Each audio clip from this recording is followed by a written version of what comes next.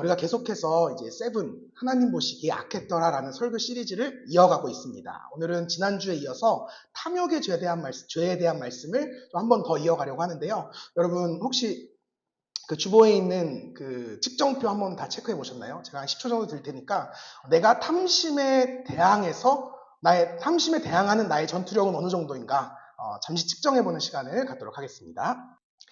네, 우리 6개니까 아마 다 하셨을 거라고 생각을 하고요. 나는 과연 예수님을 따르는 무리 정도인가? 아니면 예수님의 제자로 인정을 받았는지? 아니면 나 혹시 예수님? 이 정도로 아마 측정을 하셨을 것 같은데 스스로 한번 파악을 하시면서 같이 말씀을 나눠가면 좋을 것 같아요. 여러분 제가 굉장히 어려운 질문 하나 드리려고 하는데 혹시 지난주에 제가 전해드렸던 탐욕의 정의를 기억하시나요? 탐욕이란 이것이다 라고 했던 걸 기억하시나요? 다 기억하시겠지만 쑥스러워서 말하지 않는 걸로 그렇게 해야 저도 상처하지 않을 것 같아요. 탐욕은 곧 우상숭배다 라고 말씀을 드렸어요. 내 마음속에 하나님이 계셔야 할 그 자리에 돈과 재물 그리고 이 세상에 썩어 없어질 것들을 대신 앉히는 행위가 바로 탐욕이다 라고 말씀을 드렸습니다. 우리가 탐욕을 따라 살게 되면 결국에는 하나님을 떠날 수밖에 없습니다. 왜냐하면 이 하나님과 탐욕은 마치 그 빛과 어둠처럼 결코 공존할 수 없는 개념이기 때문에 그렇습니다. 그렇기 때문에 우리는 일평생 탐욕의 죄와 싸워 이겨야 합니다. 그래야 우리가 이 땅에서 하나님의 사람답게 살아갈 수가 있습니다. 그렇다면 우리는 어떻게 이 탐욕의 죄로부터 승리할 수 있는가? 오늘은 이 결론 부분만 같이 나눠보도록 하겠습니다. 탐욕의 죄로부터 우리가 승리하는 첫 번째 방법은 더 큰 보화를 갈망하고 발견하는 것입니다. 여러분 탐욕은요 절대 내 힘으로 절제하거나 이렇게 꺾어야 되겠다라는 그런 의지와 마음으로 이겨낼 수 없습니다. 내 의지와 노력으로 탐욕을 물리칠 수 없어요. 도리어 탐욕은 내가 지금 추구하고 있는 그것의 가치보다 더 큰 가치를 갈망하고 추구할 때 비로소 이겨낼 수 있습니다. 제가 이제 굉장히 자주 드는 비유인데요. 만약에 여러분들이 우리가 오늘 저녁에 이렇게 최고급 레스토랑, 막 7성급 호텔에 있는 최고급 레스토랑에 간다고 합시다. 가는 거 아니에요? 간다고 칩시다. 근데 한 4시쯤 되니까 막 좀 이제 출출해지기 시작하는 거예요. 근데 마침 라면 하나가 눈에 딱 띕니다. 여러분 이거 먹어요, 안 먹어요? 오, 아닌데, 먹을 것 같아. 여러분 이제 2시간 뒤면 뷔페에 가는데 이거 먹어요, 안 먹어요? 제가 여기 당연히 먹을 거라고 생각하고 심각한데 라고 대본에 써놨는데 당황스럽네요. 네, 맞아요. 그치만 제가 준비한 대로 그냥 하겠습니다. 여러분 먹으면 바보죠. 먹으면 바보예요. 그렇지만 우리는 바보라는 사실을 알면서도 어느샌가 후루룩 라면을 먹고 있습니다. 여러분 다 아니라고 하시지만 결코 아니지 않을 것 같아요. 여러분 우리가 결코 우리의 의지로 라면을 참아낼 수 없어요. 여러분 생각해보세요. 그렇게 맛있는 걸 어떻게 참아요? 어떻게 라면이 보이는데 출출한데 어떻게 참습니까? 불가능하죠. 하지만 그럼에도 불구하고 우리가 이 라면을 참아낼 수 있는 방법은 딱 하나. 2시간 뒤에 갈 이 최고급 레스토랑을 갈망하는 거죠. 그곳에 가면 이 라면과는 비교도 되지 않을 훨씬 더 맛있고 값비싼 음식들이 엄청나게 많다는 것. 그걸 기대하면서 지금의 이 라면의 유혹을 물리칠 수가 있는 겁니다. 이것이 바로 우리가 탐욕의 죄를 이겨내는 원리예요. 다들 이렇게 식탐이 크게 없으셔서 이렇게 크게 와닿지 않는 것 같아서 장르를 좀 바꿔볼게요. 자, 여기에요. 믿음으로 그냥 보시면 돼요. 1억 원이 있습니다. 1억 원이 있어요. 그리고 이 봉투에는 1조 원이 있어요. 원래 1,000만 원 1억 썼다가 어차피 그냥 쓰는 거니까 이왕이면 1억 1조로 하겠습니다. 여러분이 지금 1억과 1조가 있는데 둘 중 하나를 여러분께 드린다고 하면 여러분은 뭘 선택하시겠어요? 1억과 1조 중에 당연히 1조죠. 당연히 1조입니다. 물론 이 1억도 굉장히 큰 돈입니다. 하지만 1조에 비하면 아무것도 아니에요. 혹시 여러분 중에 1조를 가졌는데 1억 못 받았다고 억울해할 사람 있을까요? 그러면 진짜 바보죠. 그런 사람을 가리켜서 우리가 전문 용어로 이렇게 똥멍청이다. 우리가 이런 표현을 쓰잖아요. 여러분 우리가 왜 탐욕의 죄에 빠지게 될까요? 더 큰 보화를 발견하지 못했기 때문에 그렇습니다. 보다 위대한 가치를 찾지 못했기 때문에 우리가 늘 작은 것에 연연하면서 그 작은 것에 욕심을 내며 살아간다는 거예요. 여러분 성경에 보면 에서라고 하는 사람이 나오거든요. 그는 자신의 동생에게 팥죽 한 그릇에 장자의 축복을 팔아 넘겼던 사람이었어요. 당시 이스라엘의 문화 안에는요, 풍습 속에는 오직 장자에게만 전해지는 하나님의 특별한 축복이 있었어요. 특별한 유산이 있었습니다. 당시 이스라엘에서 이 장자의 축복은 엄청난 거였어요. 엄청난 가치였습니다. 하지만 에서가요, 그 가치를 몰랐어요. 그에게는 그저 지금 당장의 배고픔을 해결해 줄 만한 팥죽 한 그릇이 더 중요했다는 거예요. 그래서 그는 하나님의 축복이 아니라 팥죽으로 상징돼서 나타나는 이 세상의 작은 가치를 선택했습니다. 그러니까 내 눈에 보이는 가치만을 쫓아 살았다는 거예요. 그 결과가 어떻게 되었느냐? 성경은 이 땅에서의 하나님 나라의 계보가 에서가 아니라 야곱으로 이어졌다라는 사실을 분명하게 밝히고 있어요. 우리가 흔히 이야기하는 것처럼 아브라함의 하나님, 이삭의 하나님, 그 다음 누구로 가요? 야곱의 하나님으로 갑니다. 원래라고 치면 이삭의 하나님으로 가야 돼요. 근데 장자권을 팔았기 때문에 이 야곱의 하나님으로 성경의 계보가 이어지게 됩니다. 오직 장자를 통해 이어지던 의인의 계보가 이 에서의 때에서 그 동생 야곱으로 옮겨갔다는 거예요. 그리고 훗날 하나님께서는 에서가 아니라 야곱의 이름을 이스라엘로 바꿔주시죠. 그리고 그의 자손들을 통해서 자신의 나라인 이스라엘을 세우십니다. 그러니까 에서로부터 장자권을 넘겨받은 야곱이 결국 이스라엘이라고 하는 민족, 이 나라의 시초가 되었다는 거예요. 여러분 이것이 에서 입장에서는 얼마나 억울하고 원통한 일이었을까요? 성경은 이처럼 이 땅의 작은 것을 탐하고 연연하다가 정작 영원한 가치를 잃어버리고 말았던 어리석은 인생의 모습을 이 에서를 통해서 우리에게 너무나 분명하게 증거하고 있다는 거죠. 그런가 하면 성경에는요, 그 반대의 경우도 등장합니다. 마태복음 13장 44절에 이런 말씀이 있어요. 한번 같이 읽어볼까요? 시작. 천국은 사람이 이를 발견하고 숨겨두고 구하며 돌아가서 자기의 부를 다 팔아 그 가치를 찾느니라. 아멘. 이 말씀은 우리에게 너무 익숙한 말씀이죠. 우리 교회 선교 비전인 이 비전 1344의 모토가 된 말씀이기도 합니다. 어느 한 사람이 있었대요. 그가 이제 밭에서 일을 하다가 밭 밑에 숨겨져 있던 엄청난 보화를 발견한 거예요. 그래서 이 사람이 어떻게 해요? 그 즉시 집에 돌아와서 자신의 모든 것을 다 팔아요. 다 팔아서 그 밭을 삽니다. 그가 왜 그랬을까요? 그는 보았기 때문이에요. 무엇을요? 그 땅 안에 있는 금은 보화를 보았기 때문입니다. 내가 가진 모든 것을 다 팔아서라도 그보다 훨씬 더 값어치 있는, 가치 있는 이 보화를 내가 얻을 수만 있다면 이것은 엄청나게 남는 장사잖아요. 제대로 수지 맞은 인생입니다. 수지 맞은. 제대로 수지 맞은 인생입니다. 예수님께서는 성도에게 있어서 이 천국이라는 가치가 바로 그러한 보화이고 수지다라는 말씀을 전하고 싶으셨던 것 같아요. 여러분, 이처럼 하나님 나라는 마치 감추어진 보화와 같습니다. 여러분, 절대 천국이 없는 것이 아니에요. 아직 내가 발견하지 못했을 뿐 반드시 실제하는 가치입니다. 우리가 어렸을 때 생각하면 보물찾기 게임을 하잖아요.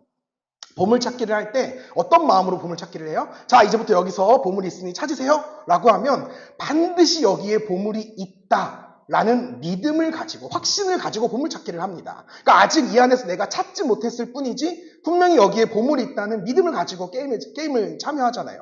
마찬가지라는 거죠. 우리가 하나님 나라에 대한 이 하나님의 말씀을 믿으면 그곳을 반드시 갈망하게 됩니다. 반드시 실제하는 가치이기 때문이에요. 실제로 존재하는 가치이기 때문이에요. 그리고 그 영원한 천국을 발견한 사람은 더 이상 이 땅에 있는 자신의 그 조망만한 소유에 미련을 두지 않습니다. 그보다 훨씬 더 크고 놀라운 엄청난 보화를 이미 발견했기 때문에 그렇습니다.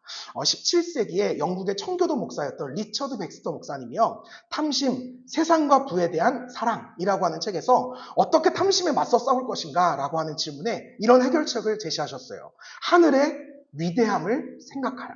이렇게 풀어줘요. 만일 누군가 천국과 지옥을 딱 한 번이라도 보았다면 이전보다 이 세상을 대수롭지 않게 여길 것입니다. 그리고 탐욕을 위해 쓰던 신경과 노력을 황급히 방향을 바꾸어 성실하게 자신의 구원을 위해 쏟아붓게 될 것입니다. 만약 그가 천국 성도들의 기쁨 넘치는 찬양 소리를 들었다면, 그리고 심판받는 이들의 진노로 슬퍼하는 부르짖음을 하루나 1시간이라도 들었다면, 그 후로는 돈을 긁어모아 쌓아두는 것보다 훨씬 더 중대한 일이 있다고 생각하게 될 것입니다. 여러분 기억하십시오. 우리에게는 장차 살게 될 다른 세계가 있습니다. 지금부터 준비해야 하는 훨씬 더 긴 삶이 있습니다. 그곳이 천국이든 지옥이든 우리는 반드시 그 세계에 거하게 될 것입니다. 여러분이 믿든지 말든지 이는 사실입니다. 이를 위해 준비할 시간은 지금 말고는 없습니다. 여러분, 이처럼 우리가 탐욕을 이기는 길은 우리의 욕망과 욕심을 내가 꺾는 것이 아니라 그냥 더 큰 보화를 갈망하고 영원한 하나님의 나라를 매일 기대하고 그렇게 바라보며 사는 것입니다. 사랑하는 여러분, 천국은 반드시 있습니다. 이걸 믿으셔야 돼요.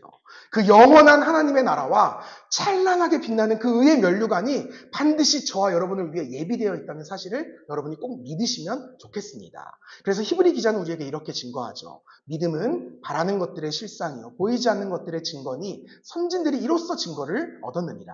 믿음이 없이는 하나님을 기쁘시게 하지 못하나니 하나님께 나아가는 자는 반드시 그가 계신 것과 또한 그가 자기를 찾는 자들에게 상 주시는 이심을 믿어야 할지니라.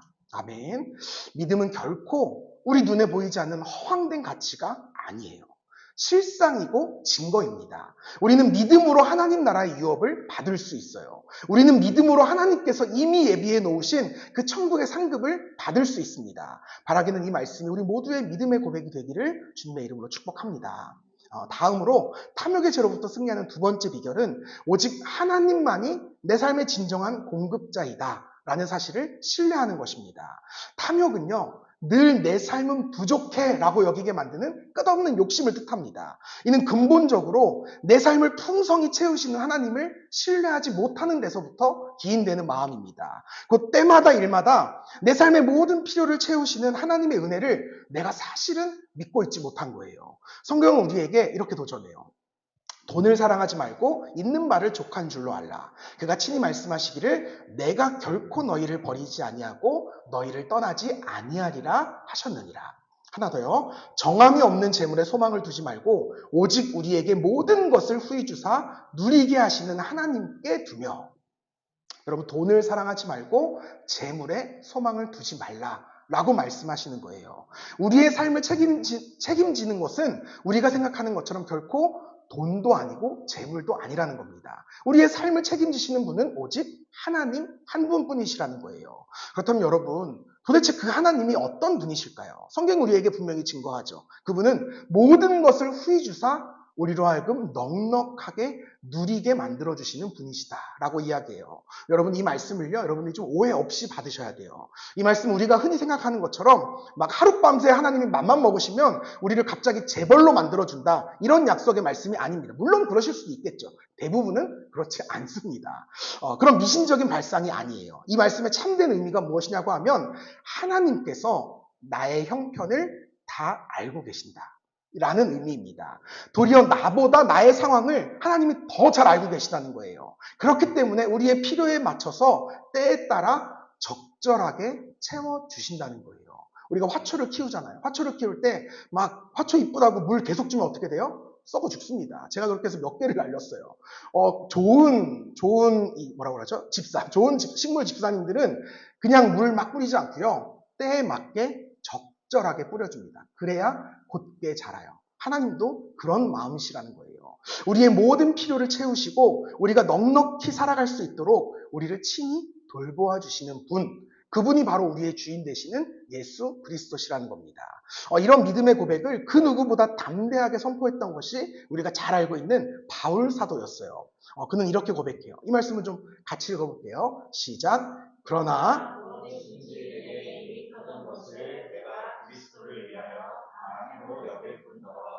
또한 모든 것을 해로 여김은 내 주 그리스도 예수를 알릴 수 있으니 가장 선하기 때문이라.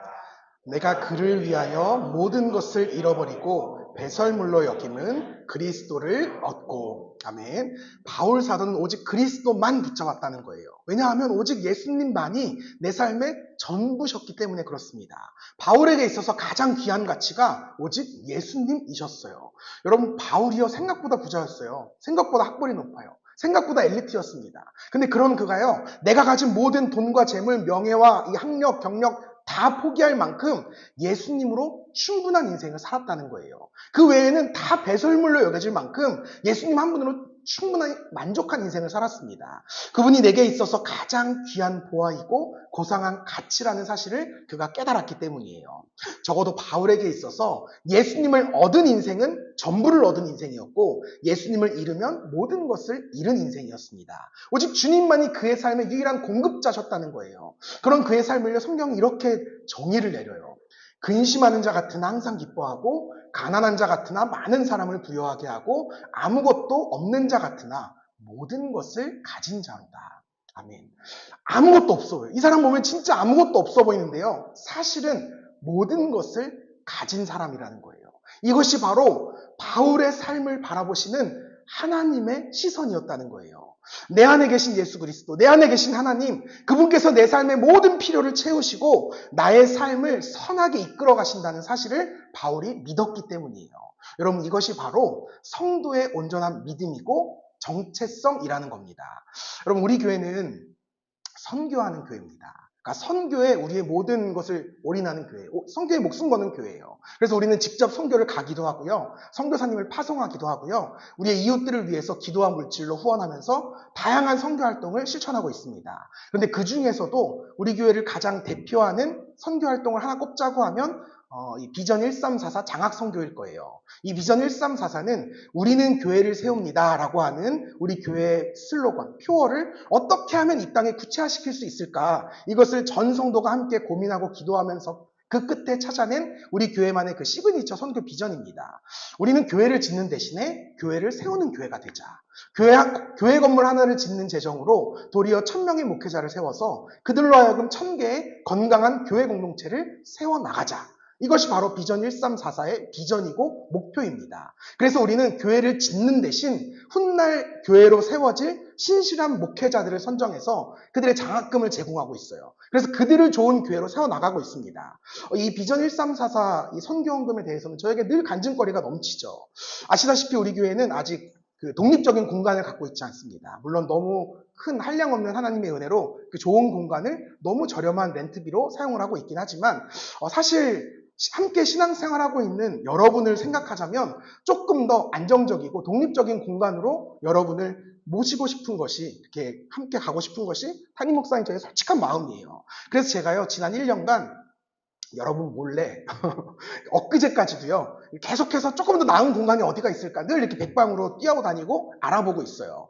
근데 이게 한 작년 말쯤에 있었던 일인데요. 어느 선배 목사님이 연락을 하셔서 저희 교회랑 어떤 다른 교회 이렇게 사이에 다리를 놔주시면서 이 교회 공간을 혹시 이 두 교회가 쉐어해서 쓰는 게 어떠냐 이렇게 제안을 하셨어요. 그러니까 이제 시간대를 좀 분리해서 한 공간을 나눠서 사용하고 임대료를 반씩 내면 어떠냐.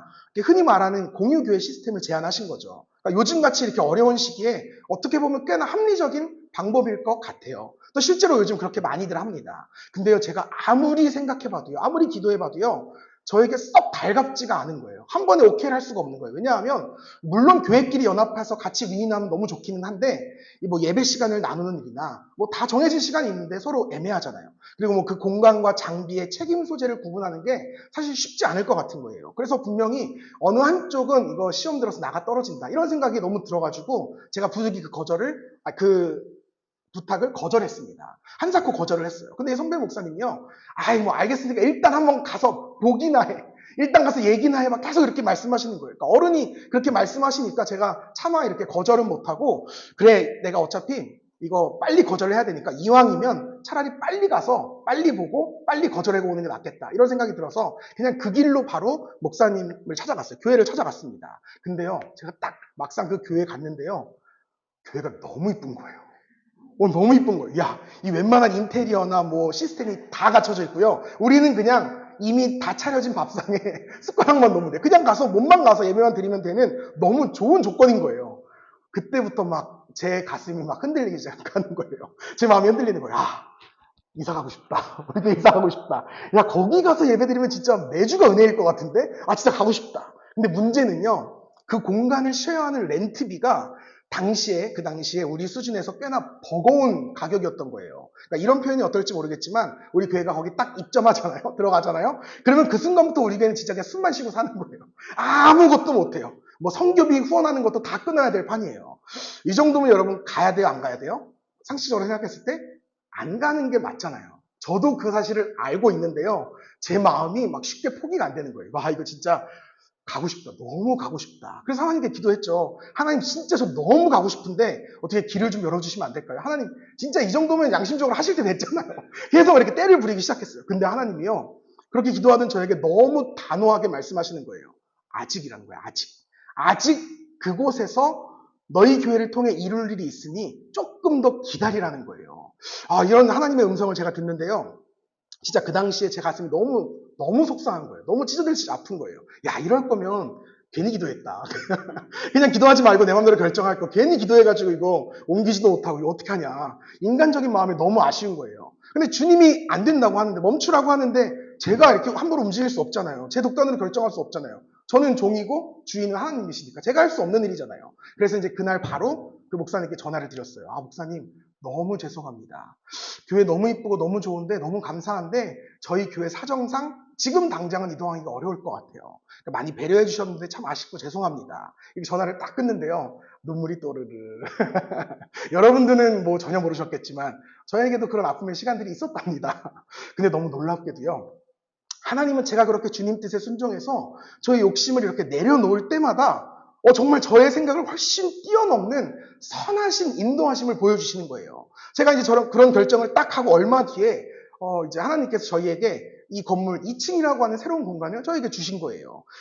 훨씬 넓고 쾌적한 공간으로 돈 한 푼 들이지 않고 이동하게 되었어요. 물론 우리가 지금은 좀 더 예배에 집중하려고 다시 올라오긴 했지만 언제든 내려갈 수 있잖아요. 언제든 우리는 그래서 공간이 없지만 여기 교육관 2층. 우리 사실 공간이 3개나 마음대로 쓸 수 있어요.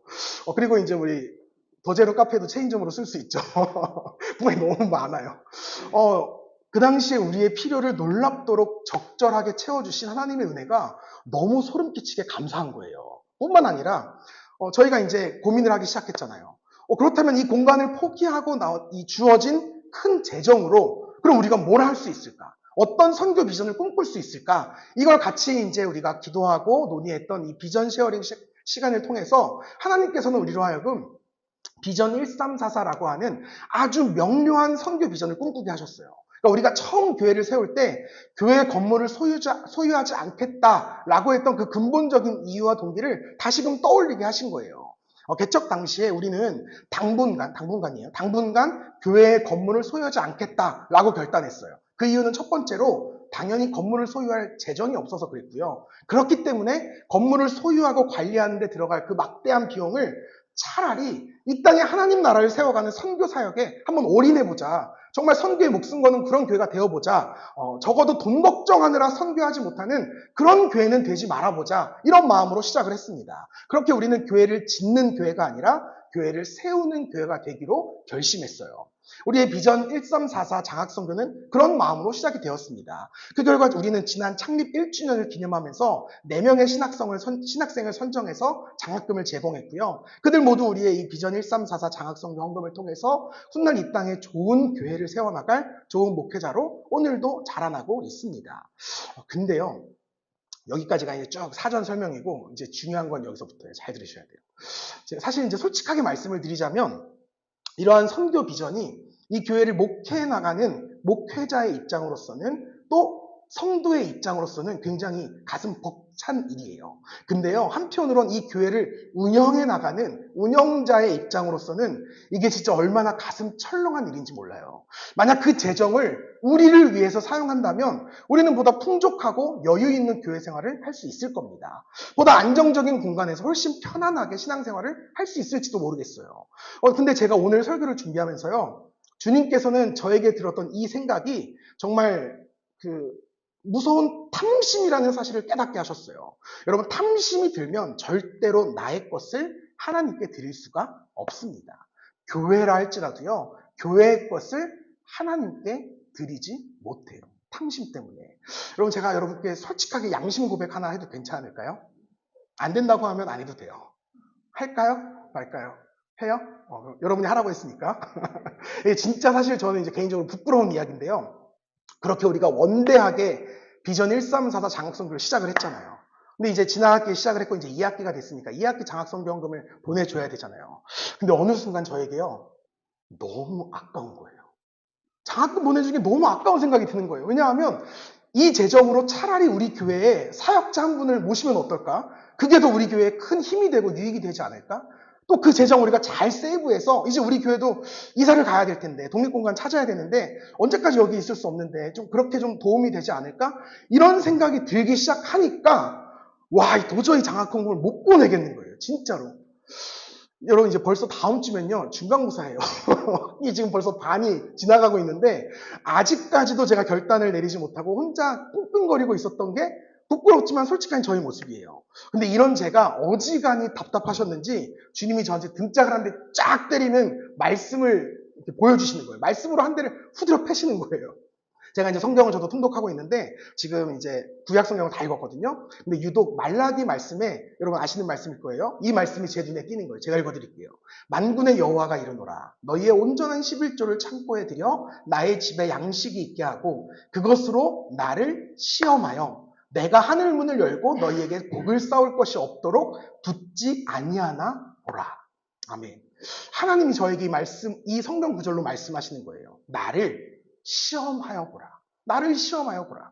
너가 하나님 말씀에 순종해서 하나님 앞에 너의 그 헌금을 온전하게 올려드려 헌금을 온전하게 사용할 때 과연 하나님께서 그런 너의 삶을 풍족하게 채우실지 아니하실지를 너가 한번 직접 시험해 보라는 거예요. 하나님께서 내 삶의 진정한 공급자가 맞은지 아닌지를 네가 직접 도전하고 직접 경험해 보라는 겁니다. 이 말씀으로 제가 한 대를 딱 맞으니까요. 그제서야 또렷해지는 거예요. 정신을 차리겠는 거예요. 그래서 이 시간 여러분 앞에서 제 나름대로 결단해요. 약속해요. 오늘 장학금금 보내겠습니다. 고민했는데 고민할 때 아니더라고요. 아마 우리 재정팀에서는 사실 굉장히 좀 답답했을 거예요. 저한테 몇 번 물어봤거든요. 저는 비전 1344 장학금금 보내야 되지 않아요? 학기 시작한 지 얼마 지났는데 보내야 되는 거 아니에요? 근데 그때마다 제가 계속 뜬드렸어요. 조금만 더 기다려주세요. 조금만 생각 좀 고민 좀 할게요. 근데 이게 사실 고민할 거리가 아니더라고요. 정신 차리고 보니까 이거는 생각의 영역이 아니라 순종의 영역이더라고요. 여러분 우리가 같이 이 믿음의 실험에 한번 도전해 봤으면 좋겠어요. 우리가 말씀 앞에 순종해서 우리의 탐심을 버리고 하나님의 것을 하나님 앞에 정직하게 내어드릴 때 주님께서 어떻게 하늘문을 여셔서 우리에게 감히 싸울 수조차 없는 그 큰 복을 내려주실지 우리가 함께 기대하면서 함께 도전해 봅시다. 그렇게 계속해서 우리가 교회를 짓는 교회가 아니라 교회를 세우는 교회로서 온전하게 세워져가 봅시다. 그렇게 우리가 교회를 계속 세워가다 보면 언젠가 또 가장 적절한 때에 가장 알맞은 시기에 우리 교회도 지어주시지 않을까요? 라는 게 저의 믿음입니다. 지어주실 것 같아요. 우리가 생각하는 뭐 이렇게 그냥 이렇게 한 칸 얻어서 들어가는 게 아니라 저는 진짜 그 믿음이 있어요. 스타필드 주실 것 같아요. 저 믿음으로 스타필드 땅밟기 지금도 하고 있어요. 일주일에 한 번씩 괜히 가는 게 아니에요. 가서 계속 밟고 옵니다. 여러분 저는요 분명히 꿈꿔요. 우리 비전 1344를 통해서 이 땅에 수많은 목회자들이 세워지고 그들로 인해서 좋은 교회들이 또 세워지고 그 교회들로 인해서 나아가 각 지역마다 이 땅에 하나님의 나라가 온전히 회복되는 그런 아름다운 일들이 반드시 일어나게 될 줄 믿습니다. 여러분이 함께 꿈꿔주세요. 함께 기도해주세요. 함께 도전해주세요. 그렇게 우리 교회가 믿음으로 탐심을 꺾어내는 그런 신실한 교회로 굳건히 세워지기를 주님의 이름으로 축복합니다. 마지막이에요. 우리가 탐욕의 죄로부터 승리하는 세 번째 방법은요. 베품과 나눔을 통해서 탐욕을 이겨내는 겁니다. 여러분 우리가 흔히 크게 오해하는 사실이 하나 있는데요. 그것은 우리가 이 성경에서 탐욕을 이기라라고 하는 말씀이 마치 우리가 돈을 멀리하고 돈을 좀 적게 벌고 적게 쓰라 이런 식으로 오해하는 경향이 있다는 거예요. 아니에요 여러분. 탐욕은요. 이 탐욕을 이기라는 말은 절대 돈을 멀리하라는 말이 아닙니다. 여러분 진짜 돈 많이 버셔요. 아무도 아멘을 안 하네? 별로 진짜 돈 욕심이 없으시고 나만 많구나. 나는 진짜 쓰면서 아멘 100번 했는데 여러분 돈 진짜 많이 버세요. 많이 버시고요. 아멘 그래도 안 해요. 소박하시네. 돈 많이 버시고 돈도 많이 쓰세요. 돈 진짜 많이 쓰세요. 저한테도 많이 쓰세요. 이런 거는 한번 아멘 해주셔도 되는데 여러분 정말 제가요 여러분들의 삶이 정말 정말 풍족하게 되기를 매일 새벽 정말 간절히 기도해요. 하지만 그 가운데 우리가 절대 잊지 말아야 될 사실 한 가지가 있어요. 돈을 많이 버시고요. 풍족하게 쓰시되 결코 하나님 앞에서만 부끄럽지 않으시면 됩니다. 여러분 하나님 앞에서 돈 정직하게 버시고요. 선하게 쓰십시오. 이것이 우리가 탐욕의 죄를 이겨내는 방법이에요. 바울 사도가요. 자신의 그 후임 목사, 담임 목사였던 디모데에게 이렇게 권면했어요. 내가 이 세대에서 부한 자들을 명하여 마음을 높이지 말고 정함이 없는 재물에 소망을 두지 말고 오직 우리에게 모든 것을 후히 주사 누리게 하시는 하나님께 두며 선을 행하고 선한 사업을 많이 하고 나누어 주기를 좋아하며 너그러운 자가 되게 하라. 아멘. 이제 디모데야, 이제 너가 목회를 하다 보면 아마 너 부자들 되게 많이 만나게 될 거야. 부자들 많이 만나게 될 텐데 그들로 하여금 계속해서 그렇게 이 땅에만 재물을 쌓으려고 하는 탐욕스러운 인생에서 벗어나게끔 만들어줘야 돼. 이제는 그 수많은 부와 명예들을 통해서 선을 행하고 선한 사업을 많이 하고 나누어 주기를 좋아하는 너그러운 성도가 되라고 권면해야 돼. 여러분 이 말을 간추리자면 이런 의미예요. 탐심으로부터 벗어나는 방법은 베품과 나눔을 통해 나의 것을 하나님께 맡기는 겁니다. 하나님께 맡기는 거예요. 내 손이 아니라 하나님의 손을 통해서 이것들을 사용하는 것입니다. 여러분 탐심이 든다면 오히려 베푸셔야 돼요. 여러분 자꾸만 더 갖고 싶으면요 오히려 베푸셔야 됩니다. 그때 우리가 우리의 탐심을 극복할 수 있어요. 저는 우리 교회가 참 자랑스러운 이유 중에 하나가 우리의 그 재정이 언제나 우리 안에 머물지 않고 늘 밖을 향해서 흘러나간다는 사실이에요. 비록 우리의 국가는 작지만 그럼에도 우리는 쉬지 않고 끊임없이 선교헌금을 흘려보내고 있습니다. 제가 이제 얼마 전에 저희 그 재정팀하고 나눴던 대화인데 갑자기 생각이 이제 웃겨가지고 좀 캡처해 왔거든요. 보시는 것처럼 대화가 진짜 한결같아요. 그저 돈 쓴다는 얘기밖에 없어요. 돈 썼다. 돈 쓸 거다. 앞으로도 계속 쓸 거다. 벌어온다는 얘기는 없습니다. 계속 쓴다는 얘기밖에 없어요. 근데 여러분 제가 정말 신기한 사실 하나를 말씀드릴까요? 돈이라는 게 여러분 쓰면 쓸수록 없어져야 되잖아요. 근데 진짜 신기하게요. 교회 재정이 써도 줄어들질 않아요. 나 이런 통장 처음 봤어요. 너무 신기하지 않아요? 여러분 통장도 그래요? 써도 계속 막 솟아올라요. 저는 안 그렇던데 쓰면 안 써도 막 줄던데. 여러분 이게 너무 신기한 거예요. 제가 이 말씀을 준비하다가 문득 제가 이제 어린 시절에 교회 학교에서 자주 불렀던 찬양 한 곡이 생각이 났거든요. 이상하다 동전 한 입 움켜잡으면 없어지고 쓰고 빌려주면 풍성해져 땅 위에 가득한 이거 맞나? 사랑은 참으로 버리는 것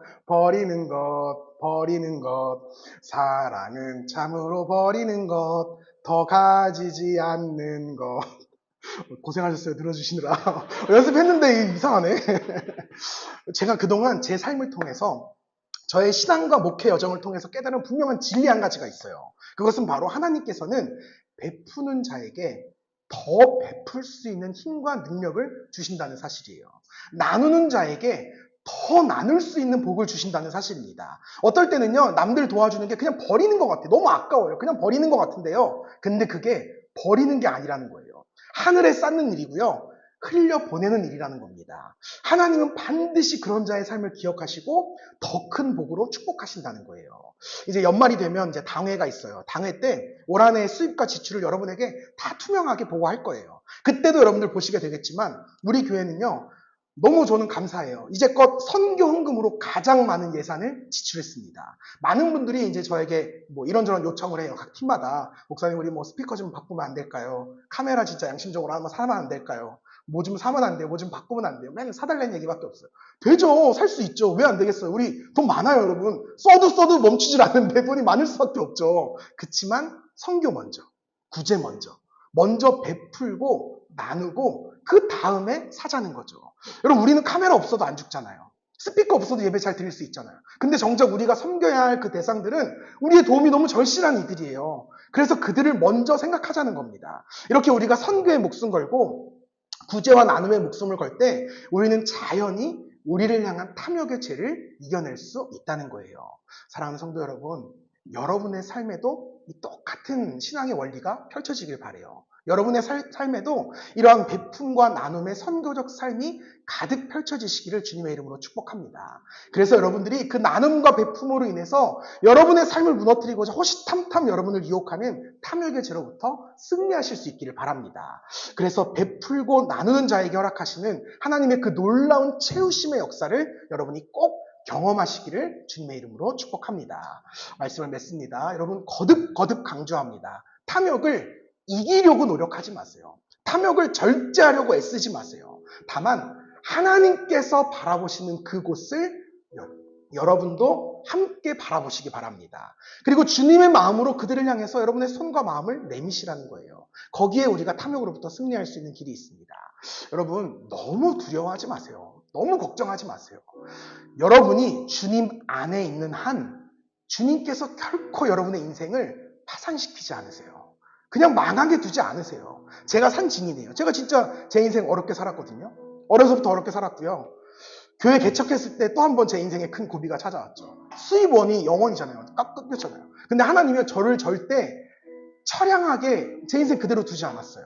도리어 비천한 상황에서도 언제나 넉넉한 삶을 살아갈 수 있게 제 삶을 말도 안 되게 인도해 주셨어요. 제가 뭐 가진 경력이 있어요. 뭐 학력이 있어요. 뭐가 있어요. 사실 회사 생활 불가능하잖아요. 근데 진짜 저는 하나님의 은혜를 고백해요. 하나님의 은혜로 회사 생활도 해봤어요. 지금은 이제 물론 휴직을 하고 있지만 개척교회 목사인데요. 제가 돈 제일 많이 벌었어요. 다른 목사님들에 비해서요. 제가 어디 가서 꿀리지 않았어요. 왜냐하면 하나님이 제 삶을 채워주셨거든요. 너무 신기하고 감사한 거예요. 여러분 아무 염려하지 마시고 주님께 여러분의 삶을 맡겨보세요. 하나님께서 여러분의 삶을 지키시고 돌보신다고 약속하셨어요. 이 말씀 꼭 외우세요. 너희 염려를 다 주께 맡기라. 이는 그가 너희를 돌보십니다. 제가 좀 긴데 한 구절만 더 읽어드릴게요. 공중의 새를 보라. 심지도 않고 거두지도 않고 창고에 모아들이지도 아니하되 너희 하늘 아버지께서 기르시나니 너희는 이것들보다 귀하지 아니하냐. 너희 중에 누가 염려함으로 그 키를 한 자라도 더할 수 있겠느냐. 또 너희가 어찌 의복을 위하여 염려하느냐. 들의 백합화가 어떻게 자라는가 생각하여 보라. 수고도 아니하고 길쌈도 아니하느니라. 그러나 내가 너희에게 말하노니 솔로몬의 모든 영광으로도 입은 것이 이 꽃 하나만 갖지 못하였느니라. 오늘 있다가 내일 아궁이에 던져지는 들풀도 하나님이 이렇게 입히시거든 하물며 너희일까 보냐. 믿음이 작은 자들아, 그러므로 염려하여 이르기를 무엇을 먹을까, 무엇을 마실까, 무엇을 입을까 하지 말라. 이는 다 이방인들이 구하는 것이라. 너희 하늘아버지께서 이 모든 것이 너희에게 있어야 할 줄을 아시느니라. 그런즉 너희는 먼저 그의 나라와 그의 의를 구하라. 그리하면 이 모든 것을 너희에게 더하시리라. 아멘. 바라긴 이 말씀이 오늘 여러분에게 주시는 살아계신 하나님의 약속의 말씀으로 온전히 믿어지시기를 주님의 이름으로 축복합니다. 우리 같이 좀 찬양으로 오늘 말씀을 정리하고 싶은데요. 제가 너무 좋아하는 찬양이에요. 깊어진 삶을 주께라는 찬양인데요. 이 말씀 준비하는데 이 찬양이 계속 떠올랐어요. 특별히 이 찬양의 그 가사 한 구절이 너무 떠오르는 거예요. 주의 신실한 소망을 깊이 담으며 주 예수의 풍요를 채워가네. 하나님의 자녀로 명예 지켜가며 깊어진 삶을 주께 드리네. 우리가 추구할 게 이 세상의 풍요가 아니에요. 주 예수의 풍요입니다. 여러분 소망을 이 땅의 재물에 두시지 말고 오직 하나님께 두세요. 하나님이 지키시고 돌보십니다. 우리 같이 찬양하겠습니다.